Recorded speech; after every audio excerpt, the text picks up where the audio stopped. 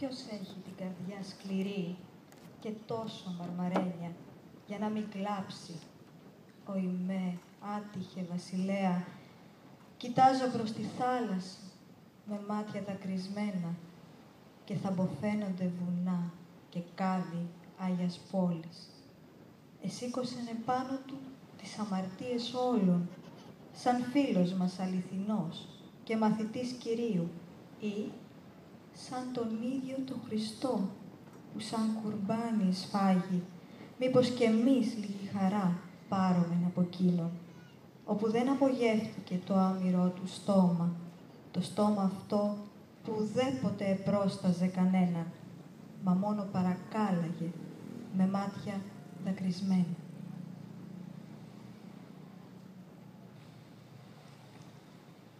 Σε αυτό το σημείο τελειώνει το πρώτο μέρος. Θα συνεχίσουμε με τα τραγούδια.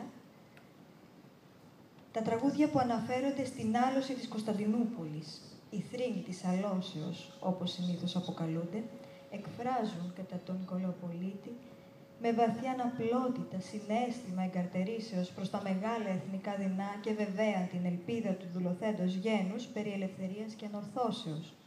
Τα τραγούδια λοιπόν αυτά εξεπήγασαν από τα τραγικά γεγονότα της καταστροφής της Κωνσταντινουπόλεως την 29η Μαΐου του 1453 και επομένως είναι εθνικά και ιστορικά τραγούδια. Οι θρύλοι και οι παραδόσεις για την πόλη και την Αγία Σοφιά και τα τραγικά εκείνα γεγονότα έγιναν τραγούδια στα χείλη του δουλοθέντος γένους, ιστορικής μνήμης, τιμής και χρέους. Πολλά από αυτά έχουν ακριτική προέλευση ή προέρχονται από τις παραλογές με την παρεμβολή προσώπων ή γεγονότων της αλώσεως και άλλα δημιουργήθηκαν εξ επαρχής μετά την άλωση. Οι μελωδίες που ακολουθούν τα κατά τόπους μελικά σχήματα και τους ρυθμούς και μόνο οι μικρασιατικές και οι κωνσταντινουπολίτικες παραλλαγές έχουν μελωδίες που πλησιάζουν προς την ψαλτική μας παράδοση. Τα τραγούδια της αλώσεως, μαζί με άλλα ιστορικά και ηρωικά τραγούδια, άδονταν και χορεύονταν, όσα ήταν χορευτικά, τις ημέρες του Πάσχα στους δημόσιους χορούς, επειδή οι Οθωμανοί παραχωρούσαν συνήθως άδεια για ελεύθερο εορτασμό του Πάσχα. Κατά αυτόν τον τρόπο διασώθηκαν πολλά από αυτά, μαζί με τα ακριτικά και τις παραλογές μέχρι και σήμερα. Από τα τραγούδια της αλώσεως, το γνωστότερο όλο ήταν και είναι το «Σημαίνει ο Θεός», που είναι συγχρόνως και προσφυλές ποίημα των μαθητών των σχολείων στις εθνικές μας γιορτές. Τραγούδι της Αγίας Σοφιάς, λοιπόν, αποκαλείται από λαογράφους και ιστορικούς ερευνητές. Τούτο παρουσιάζεται με πολλές μελικές και ποιητικές παραλλαγές, διότι άδεται σχεδόν σε όλες τις περιοχές του ελληνισμού. Φαίνεται ότι η αρχική του προέλευση είναι λογία και με προσθήκη ίσως κάποιων δημοδών στίχων για την Αγία Σοφιά και την τελευταία λειτουργία της. Διαδοθέν στην αρχή ως ποίημα, επενδύθηκε αργότερα με κάποια μελωδία εκκλησιαστικής τεχνοτροπίας, όπως άλλωστε είναι και οι μελωδίες των μικρασιατικών και θρακικών παραλλαγών του και έλαβε τη μορφή ψαλτοτράγουδου. Κατόπιν διαδόθηκε και σε άλλες περιοχές της πατρίδας μας, όπου και προσαρμόστηκε στα τοπικά μουσικά ιδιώματα.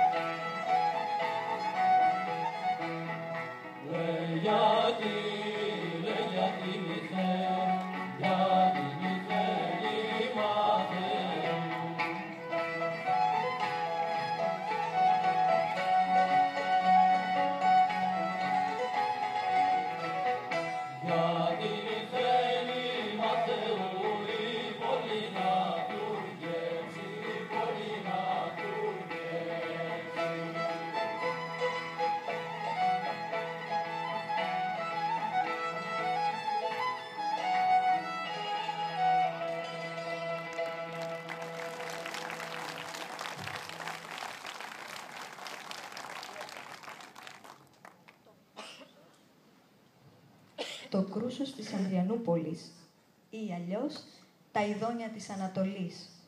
Στο τραγούδι αυτό διεκτραγουδείται πιθανόν η άλωση της πόλης από τον Αμουράτ το 1361, όταν ακόμα ήταν οπή η μνήμη από τις αλλεπάλληλες αλώσεις και καταστροφές της στις αρχές του 13ου αιώνα από τους Φράγκους, τους Βούλγαρους και άλλους λαούς. Αυτό ενισχύει την άποψη ότι το τραγούδι είναι από τα πιο παλιά ιστορικά τραγούδια.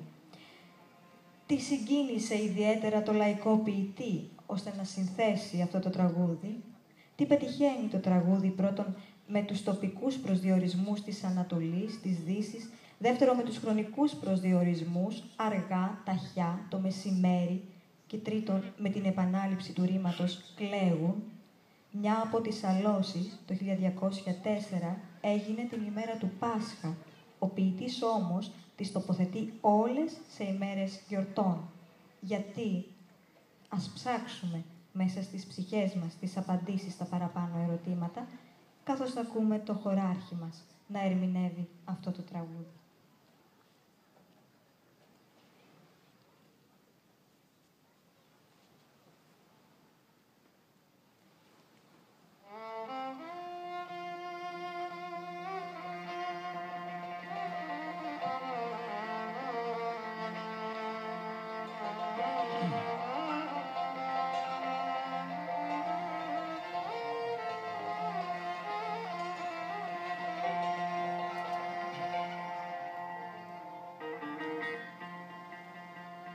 Τα ειδόνια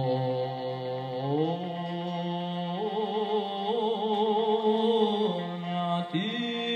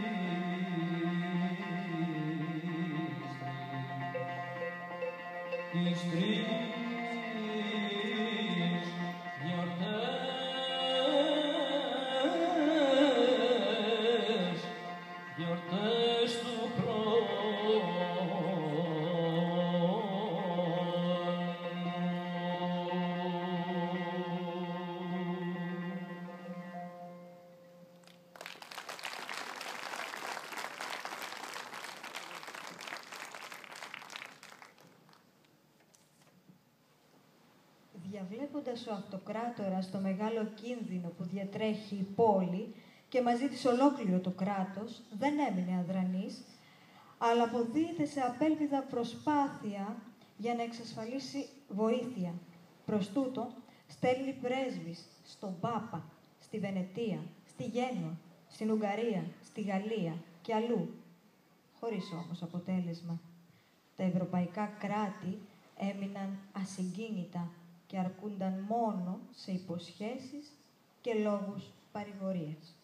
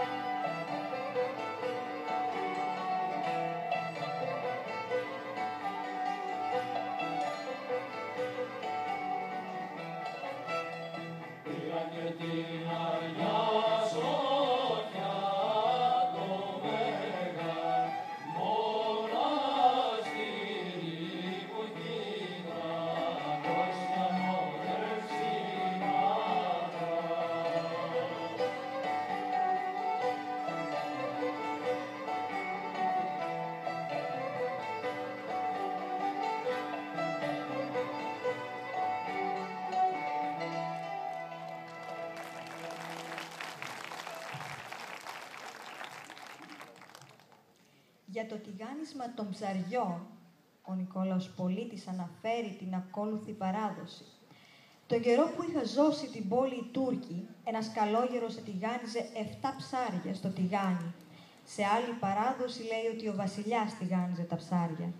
Τα είχε τηγανίσει από τη μια μεριά και ότι ήταν να τα γυρίσει από την άλλη, έρχεται ένας και του λέει πως πήραν οι Τούρκοι την πόλη. «Ποτέ δεν θα πατήσουν την πόλη οι Τούρκοι», λέει ο καλόγερος. «Τότε θα το πιστέψω αυτό, αν αυτά τα τηγανισμένα ζωντανέψουν». Δεν απόσωσε το λόγο και τα ψάρια πήδησαν από το τηγάνι ζωντανά και έπεσαν σε ένα λάκκο με νερό εκεί κοντά. Εκείνος τα σήμερα, τα ζωντανεμένα εκείνα ψάρια, στο Μπαλουκλί και θα βρίσκονται εκεί μισοτηγανισμένα και ζωντανά, ως να έρθει η ώρα να πάρουμε την πόλη. Τότε λένε πως θα έρθει ένας άλλος καλόγερος να τα αποτηγανίσει.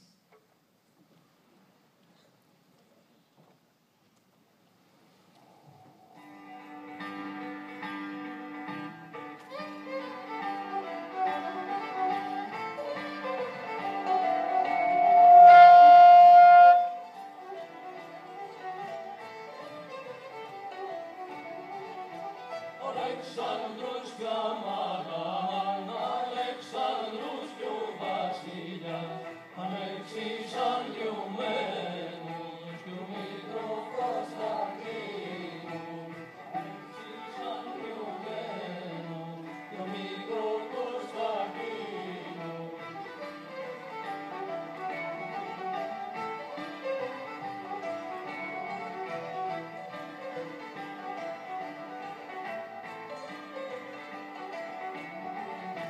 Μαζί τρώγαν για μανάμαν, μαζί τρώγαν μαζί πίνα, Αλέξης Ανδριωμένος, μαζί χαροκοπούτα, Αλέξης Ανδριωμένος, μαζί χαροκοπούτα.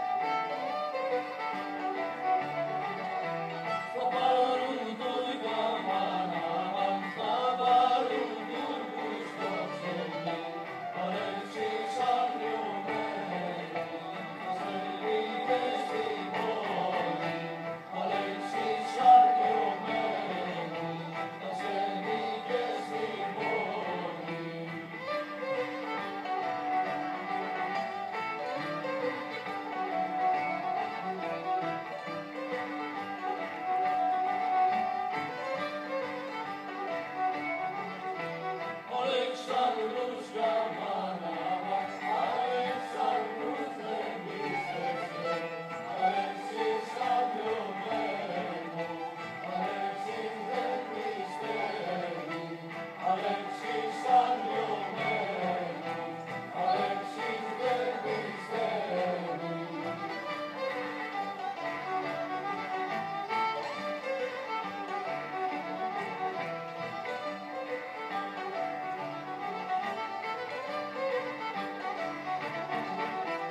Να βγουν τα ψάρια μανάμαν, να βγουν τα ψάρια του ταβά, Αλέξης Ανδριωμένος κι ο Βενίνος στη βάση, Αλέξης Ανδριωμένος κι ο Βενίνος στη βάση.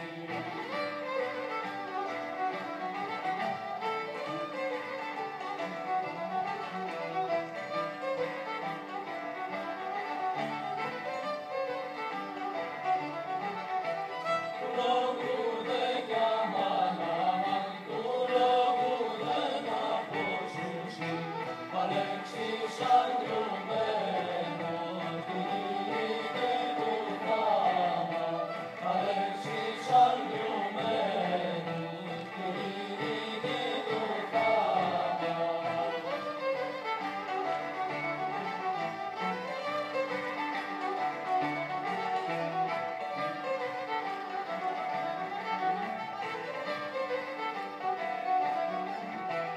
Πήρουν τα ψάρια μανάμαν, πήρουν τα ψάρια του ταβά, του Βενίνους ελάχισε, κι Αλεξάνδρος πιστεύει, του Βενίνους ελάχισε, κι Αλεξάνδρος πιστεύει.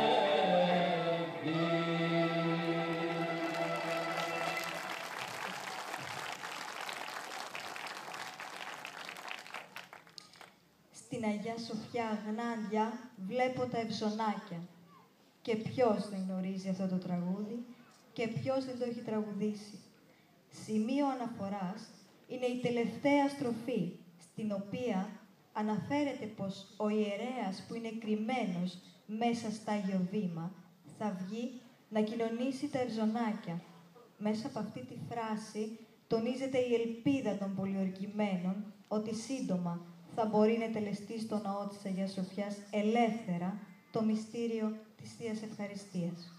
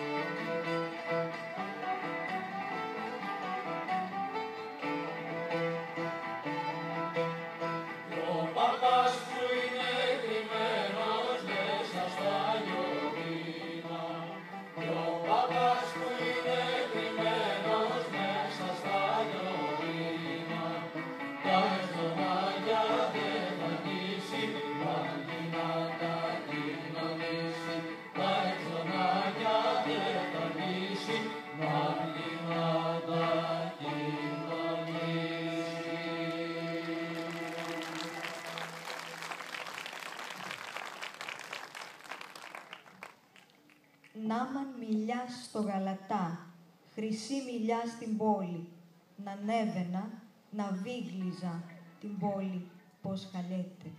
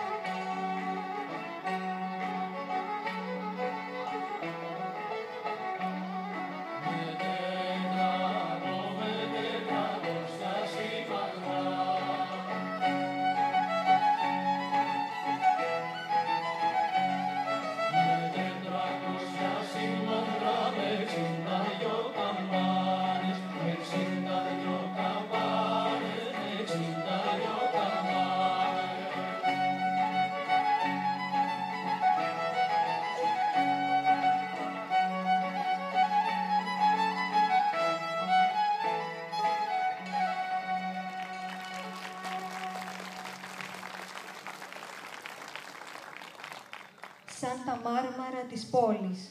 Πασίγνωστο τραγούδι που εξυμνεί την αρχιτεκτονική ομορφιά του ναού της Αγίας Σοφιάς, παρομοιάζοντας με αυτόν μια πανέμορφη κόρη.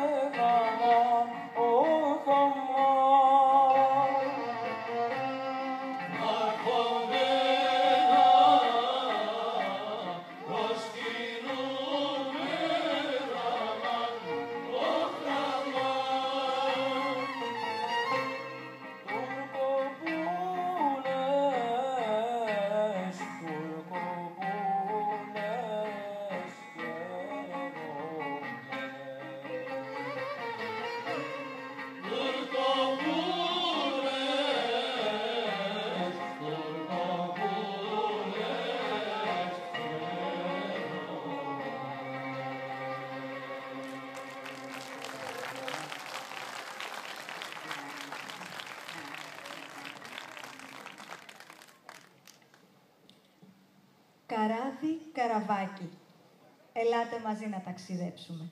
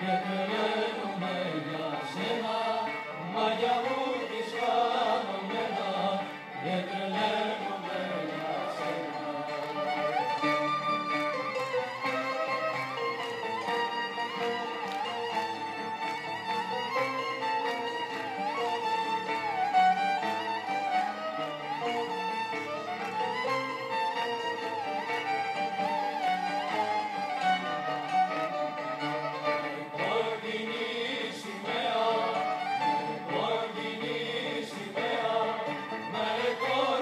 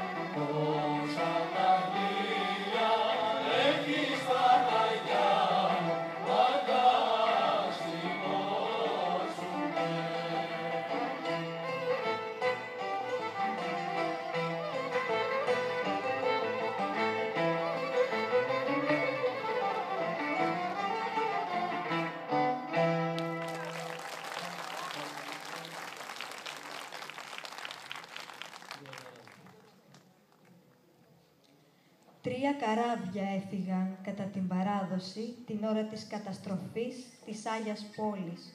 3 καράβια για να μεταφέρουν ό,τι πολυτιμότερο είχαν οι πολιορκούμενοι. Το ένα φορτώνει το Σταυρό, το άλλο το Ευαγγέλιο, το τρίτο, το καλύτερο, την Άγια Τραπεζά μας.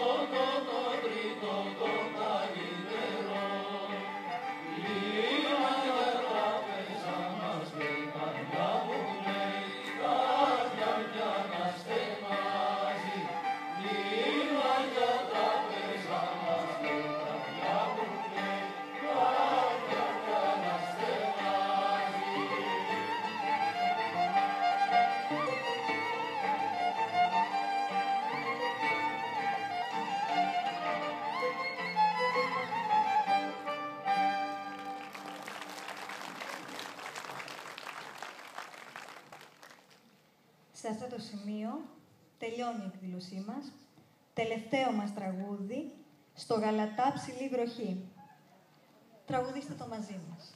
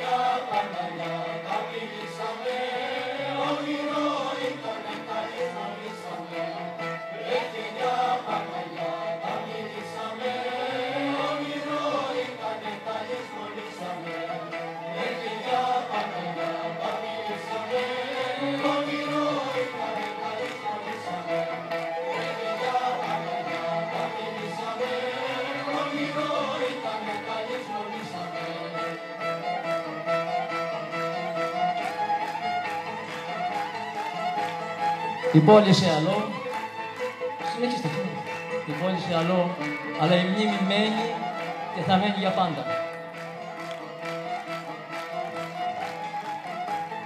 Παίζοντας η ορχήστρα μας, μου δίνει την ευκαιρία να σας γνωρίσω και τη χοροδία και την ορχήστρα.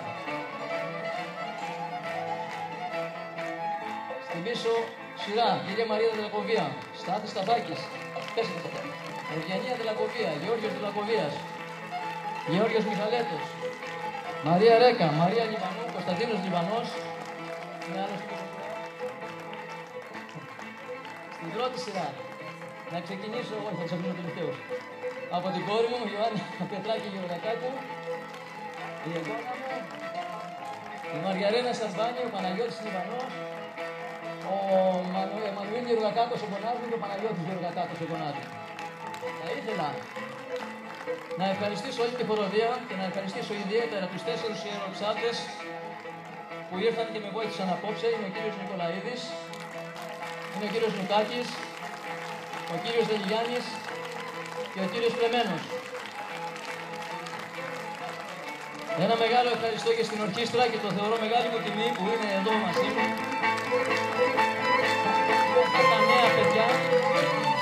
Αυτά τα νέα παιδιά που είναι από τα Βάτικα, ο Νίκος ο Σταθάκης βιολί, ο Νίκος ο Σταθάκης χωρίς να έχουν συγγένεια που παίζει σαντούρι, ο αδερφός του Παναγιώτης Σταθάκης και ο Παναγιώτης Κοντραφούρης από τον κάπου παίζει λαούτο.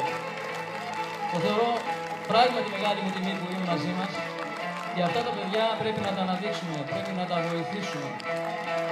Και όχι μόνο αυτά τα παιδιά, αλλά και τα άλλα παιδιά που κάναν τόσες συναυλίες εδώ προχθές και την περασμένη εβδομάδα, που είναι τιμής για μας, τιμούν τα Βάτικα αυτά τα παιδιά και πρέπει να τα δώσουμε όλα, να προσέξουμε αυτά τα παιδιά ιδιαίτερα.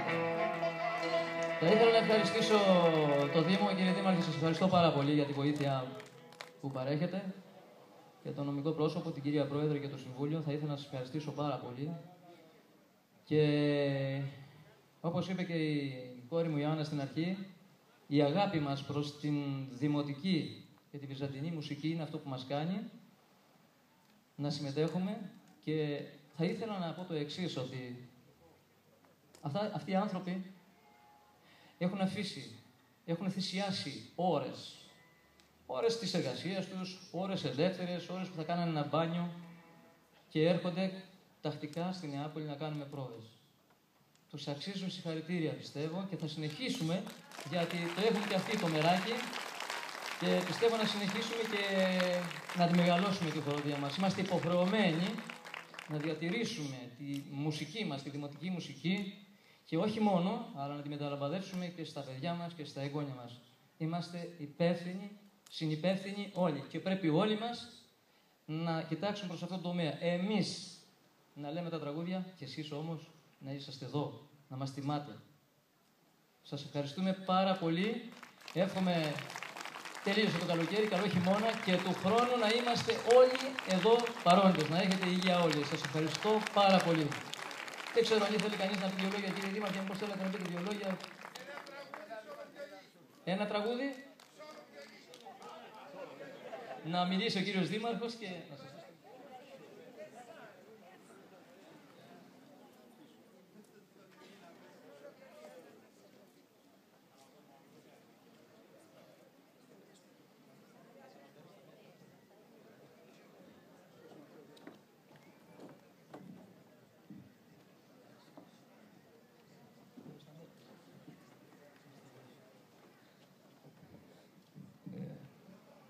Τα πολλά λόγια βέβαια είναι φτώχεια. Εγώ είχα δει και πέρυσι τον Χρήστο τον Πετράκη και τη χοροδία. Ήθελα να πω ότι πραγματεύτηκαν απόψε ένα θέμα το οποίο είναι ίσως το πιο ευαίσθητο για τον ελληνισμό. Και το πραγματεύτηκαν με έναν τρόπο που μας άφησε στο τέλος μία γεύση, μία νότα όχι τόσο θλιμμένη. Και ίσως αυτό να είναι ένα κατόρθωμα. Εγώ θέλω να τον συγχαρώ, να συγχαρώ όλα τα παιδιά, όλους όσους συμμετείχαν, τα παιδιά που ήταν στην ορχήστρα, τα οποία ήταν φοβερά, ειδικά το βιολί που τον θυμάμαι από πέρυσι. Και ήθελα να πω ότι ο Χρήστος ο Πετράκης έχει το χάρισμα της ωραίας φωνής, που το έχουν λίγοι. Του δόθηκε λοιπόν η ευκαιρία να το καλλιεργήσει και του δόθηκε ευκαιρία να σπουδάσει και τη μουσική αυτή. Και επίσης το έκανε σε μια ηλικία αρκετά μεγάλη, που άλλοι δεν θα το έκαναν ποτέ. Αυτό σημαίνει ότι ο Χρήστος ο Πετράκης έχει μεράκι. Και όταν κάνεις κάτι που αγαπάς, είναι σίγουρο ότι θα το κάνεις καλά.